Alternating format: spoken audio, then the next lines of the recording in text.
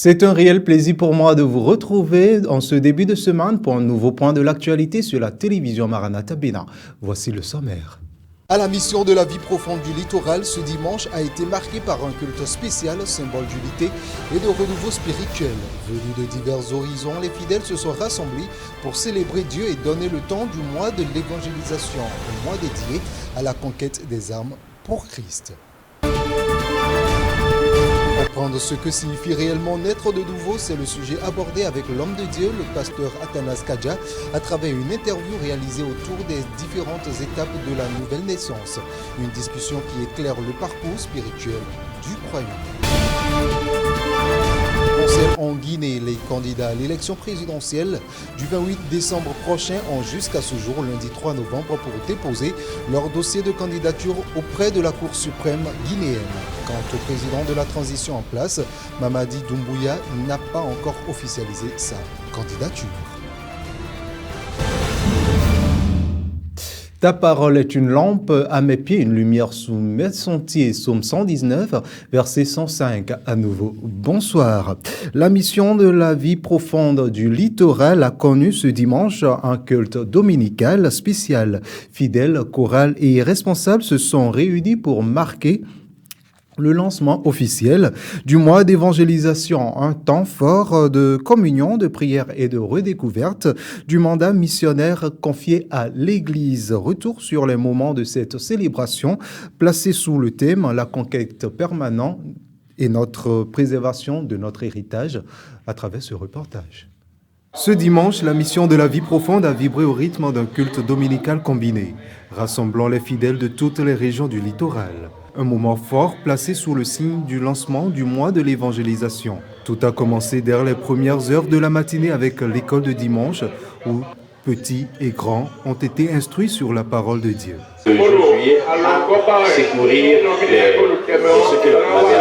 Puis place à la louange. Les chorales des enfants, des jeunes du campus, des adultes ont tour à tour conduit l'assemblée dans des chants inspirés. Le message central du jour, autour du thème « La conquête permanente et la préservation de notre héritage » a mis l'accent sur la persévérance dans la foi. Jésus les voit, la Bible dit, en les voyant, il fut ému de compassion, parce que lui les voit comme des brebis sans berger. Et Jésus veut que tous ceux qu'il a sauvés par la grâce et qui sont maintenant dans son armée, l'armée du Seigneur, aille conquérir ces personnes-là, ces âmes-là, pour les amener dans son royaume. Des moments intenses de prière ont suivi, marquant l'engagement des fidèles à vivre pleinement leur mission. Dans les différentes interviews recueillies, plusieurs participants ont exprimé leur joie d'avoir pris part à ce culte édificateur.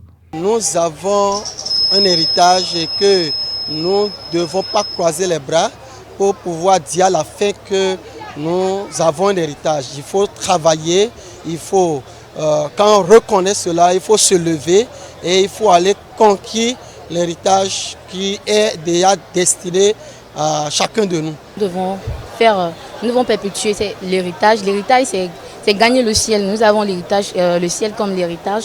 Et en tant que chrétiens, nous devons perpétuer cet héritage en évangélisant, en amenant d'autres âmes. Pour le coordonnateur national, cette célébration marque un nouveau départ.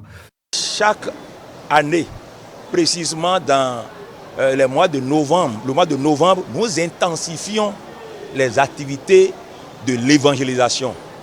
Et pour mener à bien ces activités, nous avons ce jour organisé un culte combiné pour toutes les églises qui sont dans la région du littoral et pour lancer et pour expliquer à nos membres les objectifs qui nous sont divinement assignés par rapport à ce mois. Un culte rempli de ferveur, d'enseignement et d'espérance où la mission de la vie profonde du littoral a renouvelé son engagement à aller jusqu'aux extrémités de la terre pour annoncer la bonne nouvelle.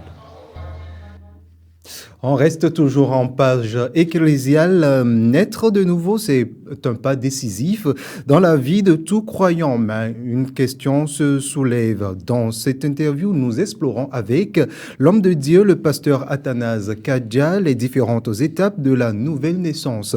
Comment prendre conscience de son péché, accueillir la foi en Jésus-Christ et expérimenter la transformation profonde opérée par le Saint-Esprit. Il était bien sûr au micro de Sinatou Aouyo Adjovi et de Emmik Ben. Je dis simplement, je parle de 4 R. Je parle de 4 R. Premier R, reconnais que tu es pécheur. Deuxième R, se repentir de ses péchés. Troisième R, recevoir Jésus dans sa vie comme son Seigneur Sauveur personnel. Et quatrième R, renoncer à tous ses péchés. Donc, premièrement, j'ai dit reconnaître son péché. Nous avons vu ça avec David dans le psaume 1. On a vu ça également avec Zacharie dans Luc chapitre 19. Et maintenant, recevoir Jésus, se repentir. On a vu ça dans Actes chapitre 17, verset 30. Dieu, sans tenir compte des temps d'ignorance, annonce maintenant à tous les hommes, à tous les qui doivent se repentir. Et vous allez voir que Jésus, même quand Nicodème est venu le voir pour l'apprécier, Jésus a dit, il faut que tu naisses de nouveau. Donc, j'ai dit recevoir, troisième est recevoir Jésus dans sa vie comme son Seigneur Sauveur personnel. Ça, c'est Jean chapitre 1, verset 12. À tous ceux qui l'ont reçu, à ceux qui croient en son nom, il a donné le pouvoir de devenir enfant de Dieu. Maintenant, quatrième L, c'est renoncer. Renoncer à ses péchés. Nous avons vu dans Jean chapitre 5, quand Jésus avait guéri quelqu'un, il l'a retrouvé à l'église, il lui a dit, voici tu es guéri, ne retourne plus dans le péché, de peur que quelque chose de pire ne t'arrive. Donc, quelqu'un qui vient te naître de nouveau, il a ces étapes à faire, reconnaître qu'on est pécheur, se repentir de ses péchés, recevoir Jésus dans sa vie comme son Seigneur Sauveur personnel et renoncer à son ancienne vie. Sur un autre volet à présent, le sujet sur la révision de la Constitution revient sur la table au Parlement. La nouvelle proposition de loi portant révision de la Constitution est introduite par les deux présidents des groupes parlementaires de la majorité présidentielle, à savoir l'Union progressiste, le Renouveau UPR et le Bloc républicain BR. L'annonce de l'introduction de leur proposition de loi a été faite ce vendredi, ça a été fait bien évidemment ce vendredi 31 octobre à l'ouverture de la deuxième session ordinaire de l'année 2025. Après lecture de l'introduction de proposition de loi par le premier secrétaire parlementaire, le président de l'Assemblée nationale, Louis Vlavonou, a affecté le dossier à la commission des lois. L'une des nouveautés phares de la proposition de révision constitutionnelle est la création du Sénat qui serait composé, entre autres, des anciens présidents de la République, des anciens présidents des institutions comme l'Assemblée nationale et la Cour constitutionnelle. À l'heure de la récréation, les enfants se ruent vers les étalages pour se restaurer. Mais derrière ces moments de plaisir, une question essentielle. Que mangent-ils réellement et dans quelles conditions d'hygiène? À l'école primaire publique, Sikerno A, vendeuse, direction et élèves s'organisent pour protéger la santé des plus petits. Découvrons ensemble comment l'école veille à l'hygiène alimentaire pendant la récréation. Au complexe scolaire Siken Nord A, la sonnerie de la récréation marque la ruée des enfants vers les différents étalages. Entre pain, atassi, piran, akassa, jus de fruits ou thé, le choix est large dans la cour de l'école. Pendant la récréation, je mange riz. Pendant la récréation, je mange akassa, pain, café. À chacun son menu préféré, même si le geste de se laver les mains reste encore inégalement respecté.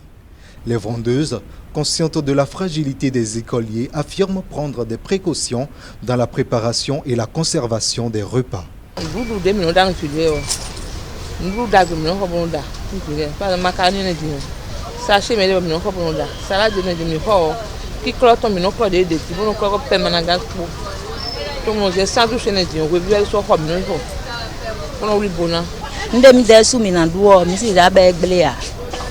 Non hotmenti vivoa, ancora ma vivoa, con hotakin vivoa. Non blog ganji. Merci la reçu nos doux. Mais au-delà des efforts individuels, une organisation veille au respect des règles par toutes les vendeuses. Avant la rentrée, pour les visites, et les directeurs nous proposent d'aller se faire vacciner avant de commencer la vente. Donc, effectivement, avant la rentrée, on a fait ça. Et les papiers sont à jour. Pour l'administration, la vigilance reste de mise afin d'éviter tout risque d'intoxication ou de maladie. Une année scolaire réussie commence par une alimentation saine et équilibrée. Et l'État a mis en œuvre des moyens, des principes ou pratiques pour sauvegarder la santé publique en général et celle de nos apprenants dont nous avons la charge en particulier, en créant la police sanitaire et environnementale et qui, en collaboration avec les directions départementales des enseignements maternels et primaires, sillonne les écoles et afin d'inspecter, de contrôler et de faire des enquêtes et sur ce que les bonnes dames, c'est-à-dire nos vendeuses, vendent à l'école. Au complexe scolaire Siker Nord A, l'hygiène alimentaire des enfants repose sur la responsabilité partagée. Vendeuses, direction, mais aussi élèves eux-mêmes. Parce que bien manger, c'est avant tout bien grandir. On reste toujours à Cotonou. Les cafétérias se multiplient et atteignent de plus en plus de monde. Ces petits espaces deviennent des lieux de détente, de rencontres et parfois même de travail pour les habitants de la capitale économique. Un phénomène urbain qui traduit de nouvelles habitudes de consommation. Reportage.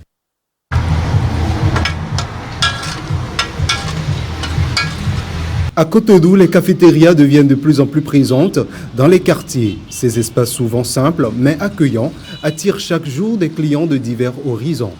Dans la matinée comme en fin de journée, certains viennent pour prendre leur petit déjeuner. D'autres préfèrent y passer quelques instants pour discuter entre amis ou collègues. Des fois, des fois, tous les jours, nous et nos journées.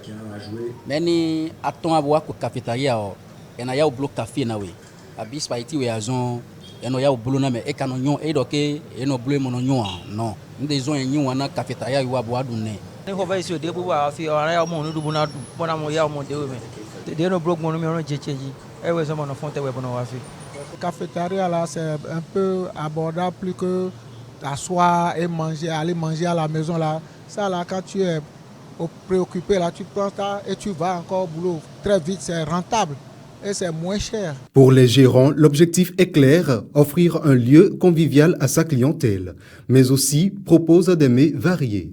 Ici, on prépare spaghetti, même pas du tout spaghetti, il y a aussi coquillettes, indomie et les petits pois. Si le manger n'est pas bien préparé, nous ne sommes pas là. Donc cela est très important. Et c'est à nous qui doit de faire ça pour que les clients puissent venir pour manger et bien satisfaire. Sans prétention, les cafétérias s'imposent désormais comme des points de rencontre à Cotonou. C'est un mode de vie qui reflète une génération en quête de liberté, d'expression et de convivialité. Et puis, hors de nos frontières, ce jour marque la fin du dépôt de dossiers de candidature pour la présidentielle de décembre en Guinée. Nouvelle menace d'intervention militaire annoncée contre le Nigeria par Donald Trump. Et puis, en Jamaïque, le bilan de l'ouragan Mélissa s'alourdit. C'est une compilation signée Félicité Boton. Dernier jour ce lundi pour le dépôt des dossiers de candidature à la présidentielle du 28 décembre 2025 en Guinée. À la Cour suprême, seuls quelques acteurs politiques se sont manifestés. Parmi eux, Ousmane Kaba, Amadou Tierno Diallo, Lansana Kouyaté et Ben Youssouf Keïta. Le président du bloc libéral Faya Milimono a annoncé qu'il déposera son dossier dans la journée tandis qu'Ousmane Ba de l'Union pour le progrès et le renouveau entretient encore le flou sur sa participation. Les grandes formations politiques, l'UFDG, le RPG et l'UFR sont absents du processus et pour cause, leurs leaders sont exclus juridiquement ou frappés par la limite d'âge. Le chef de transition, Mamadi Doumbouya, lui, garde le silence sur une éventuelle candidature malgré les appels répétés de son entourage à la continuité. Le président américain Donald Trump hausse de nouveau le ton contre le Nigeria. À bord d'Air Force One dimanche dernier, il a menacé d'une intervention militaire accusant le pays de persécuter les chrétiens. Trump dit envisager beaucoup de choses face à des meurtres de chrétiens qu'il attribue à des terroristes islamiques. La veille, sur sa plateforme Truth Social, il avait déjà prévenu que les États-Unis pourraient défourailler à tout va si Abuja continue de tolérer ces violences. De son côté, le président Bola Ahmed Tinubu a proposé une rencontre dans les prochains jours sans date fixée pour l'heure. Washington a par ailleurs inscrit le Nigeria sur la liste des pays particulièrement préoccupants en matière de liberté religieuse. En Jamaïque, le bilan s'alourdit après le passage dévastateur de l'ouragan Melissa, l'un des plus puissants jamais enregistrés dans la région. Le gouvernement fait état d'au moins 28 morts selon un bilan provisoire. Le premier ministre André Holness a publié une vidéo sur ses réseaux sociaux remerciant le personnel médical local. Il a également promis d'étudier des mesures pour renforcer les infrastructures hospitalières, notamment en consolidant les toitures des bâtiments exposés au cyclone. C'est sur cette actualité internationale donc que se referme ce journal. Mesdames et messieurs, merci de nous avoir suivis. N'oubliez pas de continuer par nous suivre sur nos canaux digitaux YouTube, Facebook, TikTok, Instagram et X. Très bonne suite de soirée en compagnie des programmes de la télévision Maranatha Bénin. Que Dieu vous bénisse et shalom chez vous.